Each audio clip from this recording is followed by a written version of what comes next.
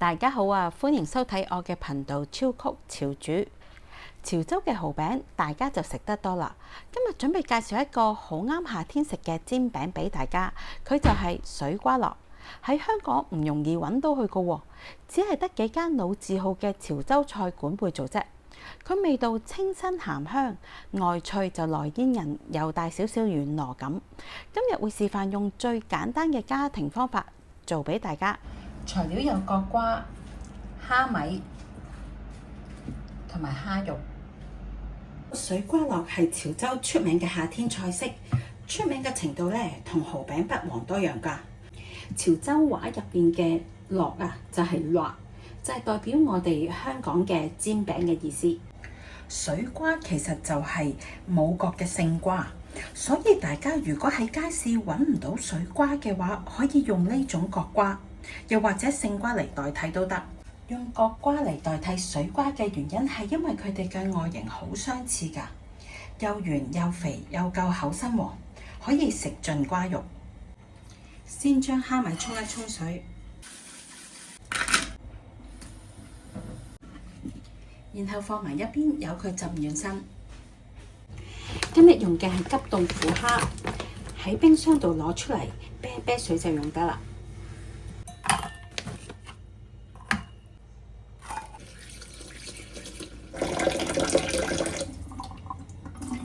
啤水嘅時間好短㗎咋，只要佢夠軟身啫，就用得啦。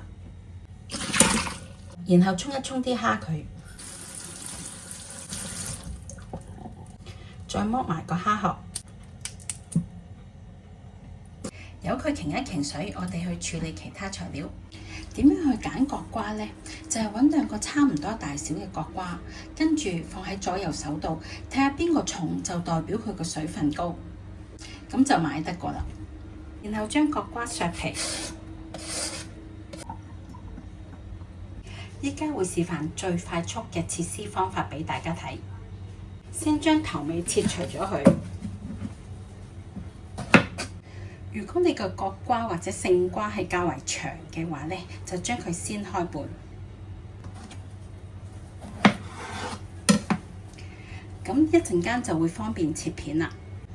然後揸實佢個頭，最肥嗰度嚟切片。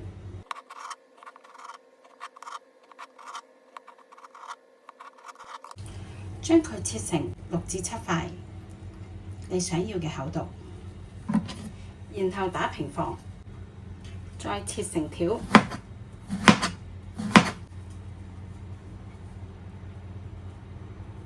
咁就搞掂啦。切好材料，我哋就去醃蝦，然後將蝦切粒。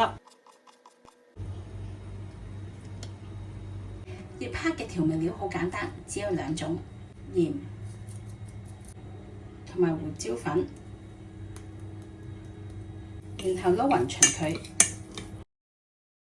好，10分鐘之後，我哋可以試下撳下啲蝦米。如果佢會彈啊，就代表佢夠軟身，可以用。唔好以為浸蝦米嘅水冇用喎，我哋一陣間攞佢嚟較粉漿。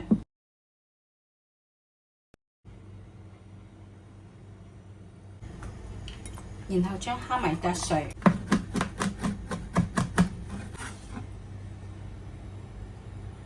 呢個水瓜樂即係水瓜煎餅，佢外脆之餘又帶煙韌，嗰個軟糯質感就係全靠番薯粉啦。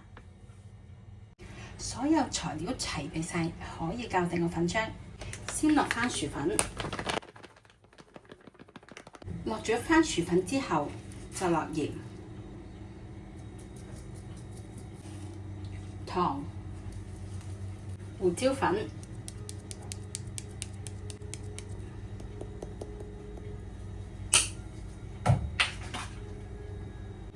然後將佢攪勻勻。將啲粉撈勻之後，我哋就落埋剛才浸蝦乾嘅水。因為呢個漿係好結㗎，我哋要落咗水先至落魚露，先至容易攪勻勻。然後將佢攪勻勻佢。大家見到個漿係好結身㗎，咁撈到咁嘅狀態就為之 OK， 可以加入其他配料啦。先落蝦米，然後係蝦肉。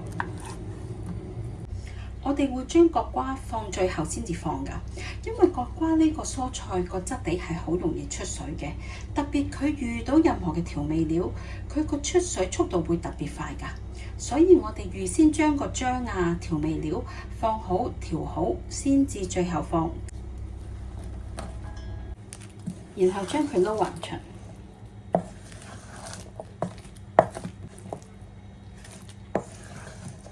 個漿係好結身嘅，個效果咁樣，咁就為之 OK。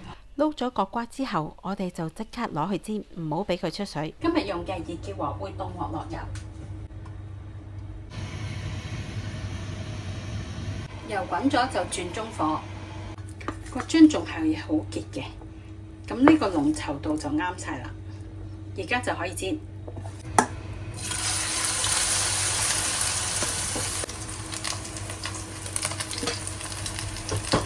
落咗漿之後整鬆佢，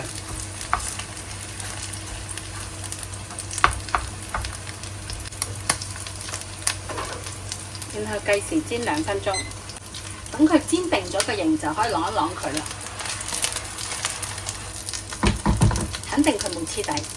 煎水瓜落嘅時候呢，我哋而家可以校定個汁。調味料分別有糖、魚露，仲有水。提提大家，呢個係熟水嚟嘅。胡椒粉、芫茜菌。將佢撈勻勻，咁呢個醬汁就搞掂啦。好，夠鐘就可以反啦。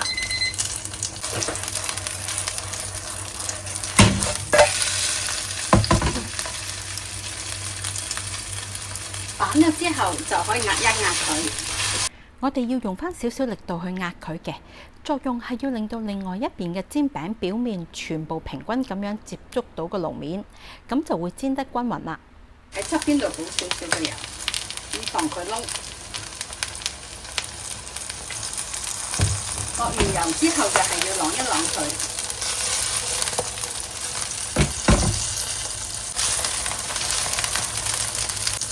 繼續煎多2分鐘。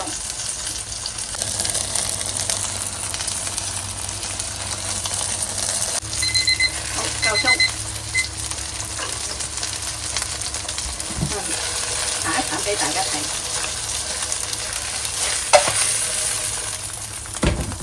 而家呢個就完成咗啦。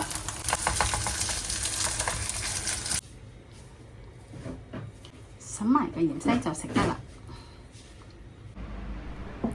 喜歡嘅朋友，麻煩幫忙 Like、Share 再 Subscribe 埋我嘅 channel， 再撳埋個鐘仔，就可以第一時間收睇我最新上載嘅影片啦。非常感謝大家嘅支持啊！多謝晒，下次再見，拜拜。